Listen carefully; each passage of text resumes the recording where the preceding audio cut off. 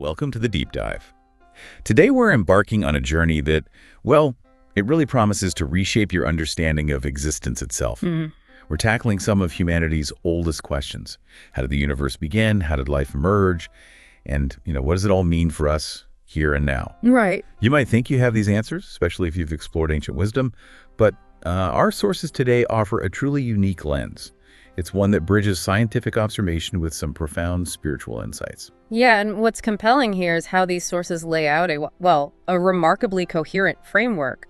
They suggest that what we often try to compartmentalize, science, philosophy, religion, are actually deeply interwoven. It's the aim of this deep dive. It's really to unlock a new perspective, allowing us and you to understand phenomena long deemed maybe unbelievable, and to reveal a kind of hidden, consistent logic within narratives that might seem familiar. We're drawing from some remarkable material, particularly a foundational text titled Genesis, which doesn't just re-examine biblical accounts. It takes us on this expansive journey through Earth's geological formation, the emergence of life. And it even reinterprets well-known stories through a strikingly modern spiritual philosophy. Exactly. So our mission today is to extract the most important nuggets, connect the dots for you, and hopefully deliver some of those aha moments, the kind that make you look at the world and maybe yourself in an entirely new light. So let's begin. Okay, so to kick us off, our source introduces a foundational principle. The universe isn't just one thing, right? It's governed by two essential interacting elements. Can you maybe lay that out for us? Sure. The source identifies these two foundational elements as the spiritual and the material. Now, the crucial insight here is that special phenomena, things we might think of as extraordinary, they arise from their simultaneous action. Simultaneous action. Right. Neither can be excluded if we really want to understand reality. We can think of it like water needing both oxygen and hydrogen. Right. Without both, you don't get water. And our source says, without the interaction of spirit and matter, many aspects of reality just remain inexplicable. That's a really powerful starting point. So this perspective, it suggests that by demonstrating the existence of the spirit world and its relations with the material world, a whole range of these misunderstood phenomena suddenly become clear. Exactly. Things once considered unbelievable or, supernatural, they're actually just part of natural law. That's the argument. And it leads us to ponder, well, is it more beneficial to accept these phenomena as resulting from the laws of nature, or should we just reject them entirely? Our source strongly argues for acceptance by, as it says, eliminating only the accessories, the misinterpretations or superstitions, and keeping the foundation intact. It opens the door for many people to embrace truths previously dismissed as impossible, or as utopias even. Okay. All right, let's dive into this grand vision of creation itself then. Our source describes God as a supreme and sovereign intelligence. How does it suggest we can truly understand God's existence and attributes? What's the key insight here? Well, the source posits God's existence isn't just a matter of faith or revelation alone. It's presented as an observable fact, acquired not only through revelation, but also through the material evidence of the facts. Material evidence. Yes, it's compared to recognizing a clock. The clock itself inherently demonstrates the existence and, importantly, the intelligence of a clockmaker, even if you never see the clockmaker. Okay, I get that analogy. So the insight isn't that God appears directly to us, but that the sheer order, the intelligence, the perfection within creation itself, that's the irrefutable evidence. God is presented as this ultimate, eternal, supremely just intelligence affirmed through the universe's very design. So with this understanding of a supreme intelligence behind it all, what does this mean for our perception of the universe itself? Our source describes this fascinating journey from really ancient, simplistic views of the cosmos to something much, much more expansive. Indeed. Those early cosmogonies, the ancient ideas about the universe's origin, they often pictured Earth as like a flat, circular surface. Right, with the sky like a lid. Exactly, solid canopy or firmament. What's insightful here is how the source traces the progression of our human understanding. It cites figures like Thales, who first grasped the Earth's sphericity, Pythagoras, who figured out its daily and yearly movement, and Hipparchus, who invented the astrolabe, tools to understand it better. And then came the real game changers, like Copernicus and Galileo. Our source says they destroyed forever those ancient cosmogonies. It really underscores how powerfully truth can just transform our understanding, doesn't it? Oh, absolutely. Nothing could prevail against a truth recognized as such. That's a direct quote, and it's powerful. Yeah. And this intellectual progression, it also opens the door to the concept of infinite space, which the source describes as being filled with this ethereal fluid or primitive cosmic matter. Primitive cosmic matter. Yeah. This is portrayed as the very origin, the generator of the universe and beings, the stuff everything is made from, essentially. So the entire universe, then, from distant suns to every planet, including our own Earth and Moon, they all formed from this same primordial substance. Precisely. Our source explains how planets condense from this matter. They get detached by centrifugal force and they form these spheroid shapes. Our Earth, for example, it gave birth to its moon through this very same process of astral formation. Wow. It even offers a theory about the moon's specific ovoid shape and why it always shows the same faced Earth, suggests it's due to its unique center of gravity. And the sheer scale of it all is just, well, it's truly humbling. Our tiny Earth, our sun's whole domain, it's just a speck in the immensity of sidereal creation. Completely. Especially when you consider the millions of suns just in the Milky Way. Which itself is only one stellar nebula among thousands, as the source points out. Yeah. It really does put our place, both physically and maybe even morally, into perspective. Makes you feel pretty small, doesn't it? It really does. Okay, let's bring it closer to home now. Our own planet. Our source says the Earth carries obvious traces of its formation, almost like a history book written in its geological strata. Yes, exactly. Geology, which really emerged as a science in the 19th century, is described here as the strict result of the observation of the facts. It reveals Earth's history much more surely than in preconceived books. So based on observation, not just theory. Right.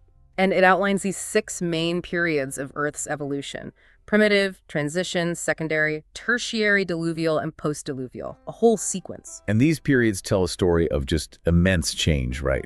From an incandescent mass to the living Earth we know today. That's right. The Earth began as a liquid or sort of softened state because of the intense heat you can imagine, like a lump of coal glowing red hot straight out of a furnace. Yeah. As it cooled, a granite layer formed. Then these successive deposits created different strata over vast amounts of time. And early on, the atmosphere was so dense and opaque that, get this, not one ray of the sun could pass through. Wow. So anything living then wouldn't even know the sun existed. Exactly. Any being on the surface would have never even suspected the existence of the sun. Hard to even imagine. Yeah. This journey of physical transformation, it also includes the development of life itself. How does our source describe the very first formation of living beings on this evolving planet? Well, it suggests that each animal species likely came from many couples created, or if you will, germinated simultaneously in different places. So not just one single origin point for each species. That's what it proposes. It sees this as most probable when you observe the geological layers. Yeah. And it also draws a really important distinction between the vital principle, which is like the organic life force inherent to matter that animates a body, and the spiritual principle. That's the seat of intelligence, consciousness, thought. The spiritual principles of what gives us our unique awareness beyond just, physical existence. So understanding that distinction, the vital versus the spiritual, what does it mean for us as humans in this grand scheme of organic evolution? Where do we fit in? Well, the source notes this unbroken gradual chain of evolution, from, say, lichen up to a tree, and from simple aquatic organisms, zoophytes like corals or sea anemones, all the way up to humans. It's a continuous chain. Yes. It suggests each species is an improvement, a transformation of the one immediately beneath it. And it states, quite directly actually, that human beings must resign themselves to seeing in their physical bodies nothing but the last link of animality on the earth. Okay, wait. That sounds like it's really diminishing humanity, putting us just at the end of the animal chain. But the source immediately elevates us too, doesn't it? There's a kind of paradox there. Precisely. You picked up on that. It immediately counters this by saying, the more the body decreases in value in their eyes, the more the spiritual principle increases in importance. So while our physical form might place us on the animal level, our spirit raises us to an immeasurable height. We can clearly see the limits of the animal, right? But the source suggests we do not see the limit that can be reached by the human spirit. It's really an invitation to focus on our inner potential, not just the physical form. Okay, so we've seen how our source blends science and spirituality to explain the universe's formation, the evolution of life here on Earth. Now, how does this expansive new framework actually reframe our understanding of those sacred texts we thought we knew so well, particularly the biblical Genesis account? It's actually quite direct about it. The Mosaic Genesis, the biblical account, it says it should not be taken literally. Not literally. Why? Because science has undisputedly demonstrated the errors and the sheer material impossibility of a literal interpretation.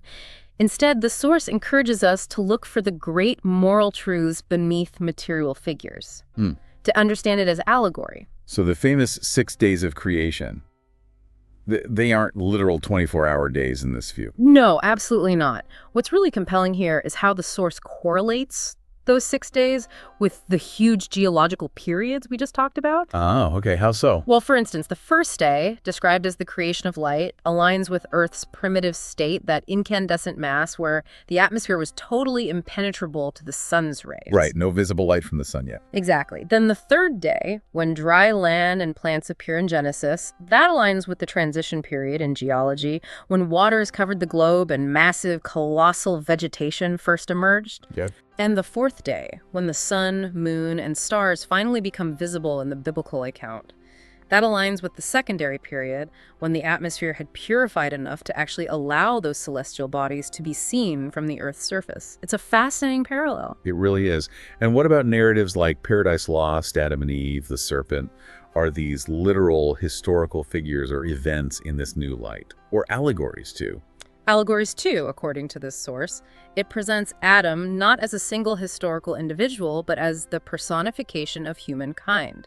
It even notes that the Hebrew word Hadam itself means humans in general. Interesting. And the tree of knowledge is seen as symbolizing the awakening of the consciousness of good and evil, that moment of self-awareness. And the serpent, it points to the Hebrew root nahash, meaning spellcaster or diviner, representing that unchecked, maybe indiscreet human desire to pry into hidden or secret knowledge before we're ready for it. So these are profound allegorical pictures of our moral and intellectual development as a species. That's the interpretation, yes. Deep psychological and moral truths veiled in story. This brings up a really critical question, though. If Adam isn't the very first man, what does our source say about the presence of humans on Earth before the traditional biblical timeline? It states it quite emphatically, actually, that humankind has been on the Earth for an indeterminate amount of time, well before the time assigned by Genesis. How does it support that?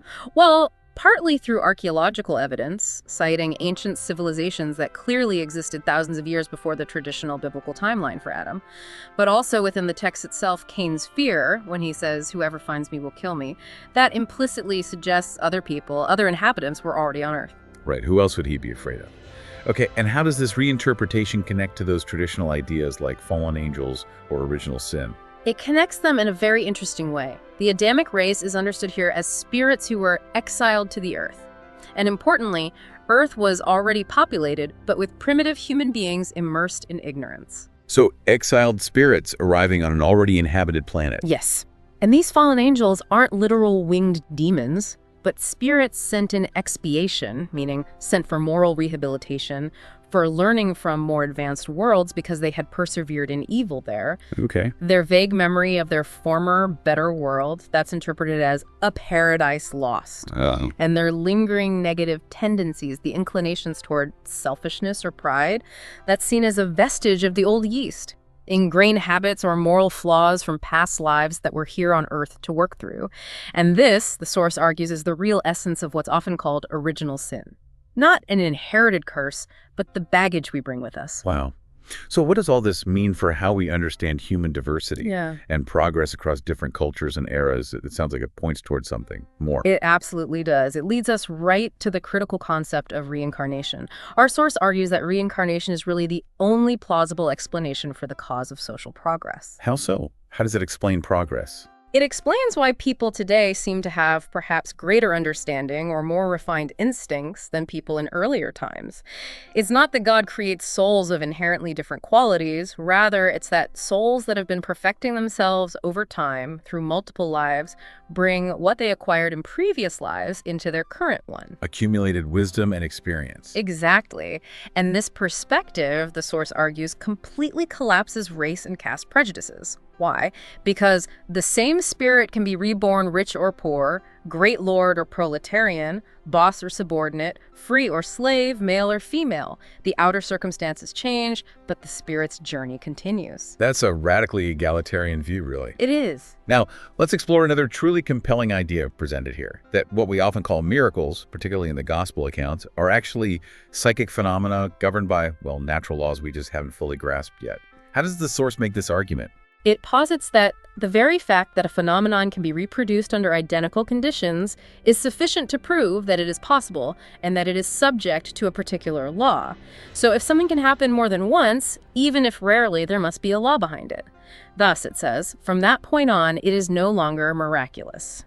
So the key isn't divine intervention breaking laws, but understanding broader laws. Precisely. And the core of this understanding, according to the source, lies in the properties of the paraspiritual fluid. You can think of this as the spirit's subtle, energetic body, a kind of semi-material envelope that surrounds the spirit itself. A spirit body. In a sense, yes. This fluid acts like a bridge. It enables the immaterial spirit to actually interact with and influence the physical world. Maybe think of it like electricity unseen, but it powers our devices. This fluid allows the spirit to act on matter. Okay, that's a helpful analogy. So let's look at some specific examples from the Gospels. How did this idea shed new light on events like Joseph's dream, or maybe Jesus's seemingly supernatural perceptions? Right. Dreams, like Joseph being warned by an angel, are explained as moments when the spirit disengages itself from the bonds of matter during sleep. It momentarily re-enters the spirit life, and in that state can often receive direct counsels from protector spirits. So communication during sleep when the spirit is freer. That's the idea. And similarly, Jesus' extraordinary perceptions, like knowing people's thoughts or knowing where the fish were for the disciples, that's explained by a form of second sight and perception of thought. How would that work? It's attributed to the fluidic radiation of those thoughts, like thoughts having an energy signature and spirit sight, which allowed him to read people's innermost dispositions. For the fish, it wasn't that he spontaneously created them. He perceived where they already were and simply directed the fishermen, using a heightened natural ability. Okay, and the healings, this is a big one. Our source mentions Jesus often saying, "Your faith has saved you." What's the deeper meaning there, beyond just a simple statement of belief? Well, it really begs the question, doesn't it? What kind of faith is this? The source explains that faith isn't just a mystical virtue in this context, but a truly attracting power for the fluidic current needed for healing. An attracting power. Yes. Jesus' healings are understood as a fluidic movement, an energy transfer from him to the sick person. This could be directed by his incredibly powerful will, or it could be attracted by the intense desire or faith of the ill person themselves. Their state of mind actively drew the healing energy. So faith plays an active role in the mechanism. A very active role. And for the paralytic, remember when Jesus says your sins are forgiven? In this view, it meant the man's karmic debt from a previous life was considered paid, allowing the infirmity which was seen as a consequence of that past to finally cease. The forgiveness enabled the physical healing. Fascinating. What about casting out demons and the accounts of possessions? Our source delves into that as well, right? It does. It explains obsessions as the persistent action that an evil spirit exerts upon a particular individual, a negative spiritual influence. Possession, it suggests, can indeed be the influence of a malevolent spirit, but it also allows for the possibility of a good spirit who comes to speak by temporarily borrowing the body of an incarnate, like a medium. So not always negative. Not necessarily, though often it was problematic spirits causing trouble, but crucially it clarifies that even an evil spirit is nonetheless a human spirit, just one that's very imperfect and continues to cause harm even after physical death. It's not some inherently demonic entity, but a struggling human soul. That reframes it significantly. It does, and it leads to the suggestion that these obsessions will someday be classified among the pathological causes that require special curative measures, basically treated as a form of psychological or spiritual ailment. This whole framework really seems to turn the extraordinary into something potentially understandable, grounded in, well, perhaps yet to be understood natural law. What about the resurrections, like Jairus' daughter or Lazarus? Those seem harder to explain. Well, the source points out that Jesus himself actually indicated regarding Jairus' daughter, the girl is not dead, but is only asleep. He did say that. So these so-called resurrections are explained not as bringing back someone truly biologically dead, but as the reanimation of numbed senses, or perhaps calling back the spirit just before the paraspiritual tie. That connection between spirit and body was not definitely broken, like pulling someone back from the brink of death or out of a deep coma or trance state. So for people at the time, given their understanding, it looked like a resurrection. Exactly. To them, there was a resurrection. But in reality, the source suggests it was a profound healing or reanimation from a state of suspended life, not reversing biological death itself. Okay. And Jesus walking on water, or his transfiguration, these are often seen as some of the most spectacular displays in the Gospels. How are they approached? Well, walking on water is explained, hypothetically at least, by the same kind of fluidic force that holds a table in the air without a point of support, like in spiritualist phenomena of levitation.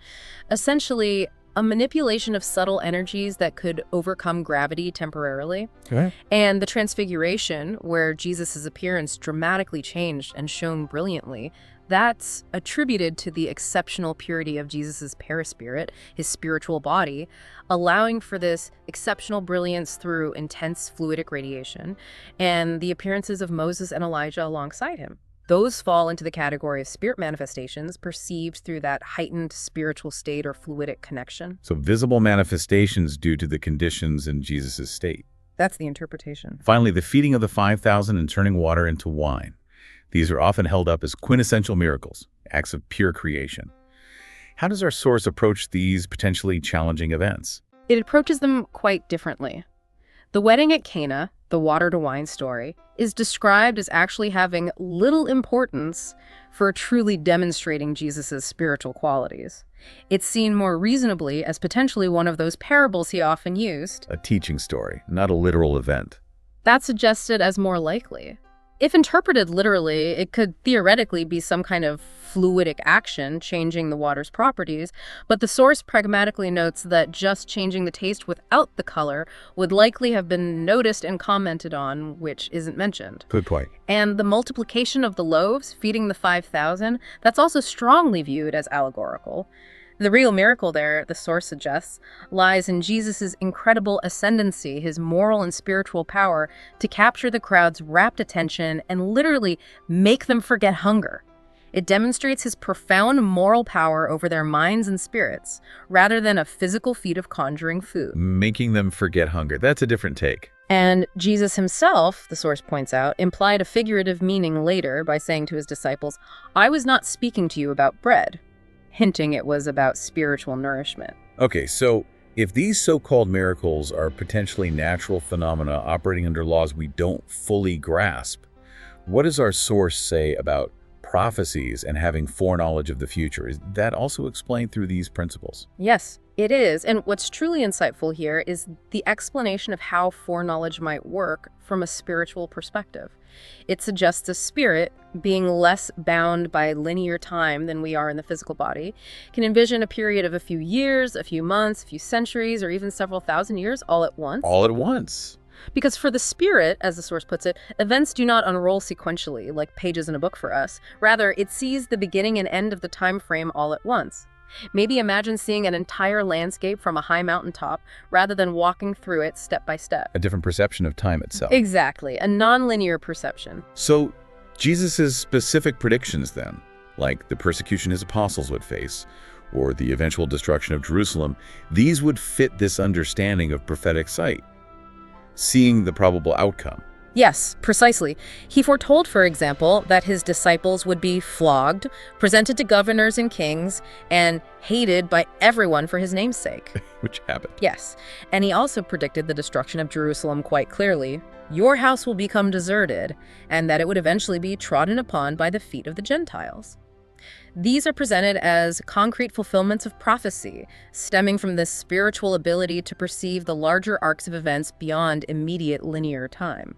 But what about the consoler, or the Spirit of truth, that Jesus promised will come after him? Our source says this is one of Jesus' most important predictions.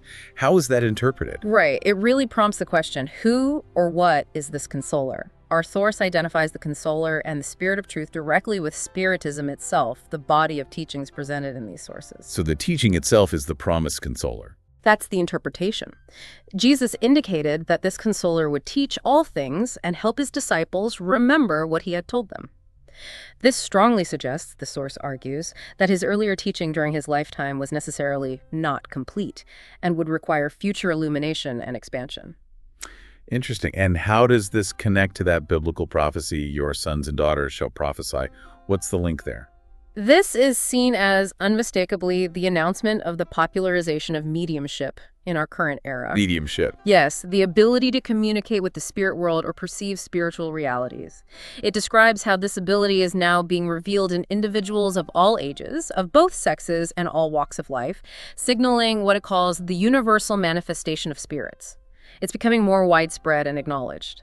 And the phrase last days, often associated with prophecy, does that mean the end of the world? No, not the end of the physical world. The source clarifies that the last days mentioned in such prophecies refer to the last days of the moral world that comes to an end. It means the end of old ways of thinking, old prejudices, old systems of belief that are based on ignorance or materialism.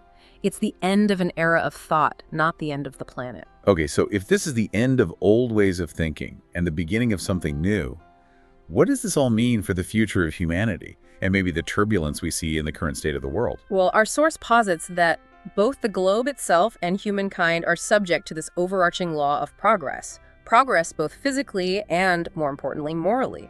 We are, right now, according to this view, entering an age of renewal. An age of renewal, what does that look like? It's described as a universal movement that will operate in the sense of moral progress, where a new order of things is on the verge of being established. The source suggests that the future generation will find itself animated by different ideas and sentiments more aligned with spiritual truths, cooperation, and understanding. That sounds hopeful. But what happens to the old world elements? Those individuals or forces described as rebellious against God or clinging to degrading passions, what happens to them in this process of renewal? They are, in the source's terms, purged. But it's important to understand what that means here. It's not annihilation. They are excluded and sent to less advanced worlds for further expiation, basically, for continued moral schooling and experience suited to their current state.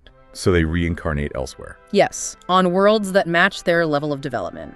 This allows Earth, as it progresses, to be freed from them and to move forward with spirits more attuned to its new phase. This renewal isn't about brand new souls being created perfectly. It's about the arrival of old spirits who have evolved through their past experiences, and also more evolved spirits coming to Earth, perhaps from other worlds, creating this powerful renewal of the planet's overall spiritual atmosphere. Even things like plagues or disasters, how do they fit in? Even destructive scourges like epidemics or major upheavals are seen within this framework as potentially accelerating this transition process. They can activate the coming and going movement between the corporeal and spirit worlds, facilitating the departure of spirits whose time on Earth in this cycle is done, and making way for the new generation and the arriving spirits. It's all part of this grand, lawful, albeit sometimes painful transformation. Wow, okay. What a journey we've taken today. Yeah. Really, from the very fabric of the universe, the cosmic matter, all the way to the intricacies of human existence, evolution, even interpreting scriptures and looking at the future, all through the lens of this particular philosophy that profoundly redefines so much we thought we knew. The core idea seems to be that everything, absolutely everything, from how galaxies form to the events in ancient scriptures, adheres to these eternal laws of creation, which ultimately means, as the source states, that there are truly no miracles in the meaning that is connected with the word. Just laws, some understood, some not yet. That's a central takeaway, and it really leads to a profound closing question for you, for everyone listening. If suffering and afflictions are often presented here, not as random punishment, but as expiations of the past, as opportunities for growth stemming from our previous actions and choices, and if death holds nothing to be feared because it is deliverance, the door to the true life, the continuation of our journey, then how does internalizing that understanding truly transform your perspective? How does it change how you view your own challenges, your purpose in this life, and the ultimate destiny that awaits you beyond it?